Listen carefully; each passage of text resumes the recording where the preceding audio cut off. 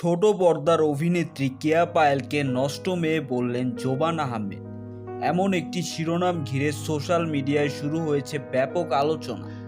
বিস্তারিত জানাচ্ছি তার আগে আপনি যদি আমার চ্যানেলে নতুন হয়ে থাকেন তাহলে চ্যানেলটি সাবস্ক্রাইব করে পাশেই থাকুন। ধন্যবাদ। সম্প্রতি সোশ্যাল মিডিয়ায় একটি ভিডিও ভাইরাল হয়েছে। সে ভিডিও ঘিরে দাবি করা হচ্ছে অভিনেতা জোবান আহমেদ কেয়া পায়েল সম্পর্কে বিতর্কিত মতামত প্রকাশ করেছেন।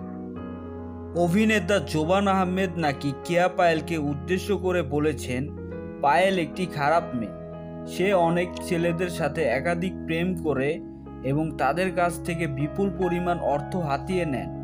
জোবানের এই বক্তব্যে সামনে আসার পর সোশ্যাল মিডিয়ায় চলছে তুমুল আলোচনা এবং ভক্ত অনুরাগীদের এই বিষয় সম্পর্কে রয়েছে মিশ্র প্রতিক্রিয়া।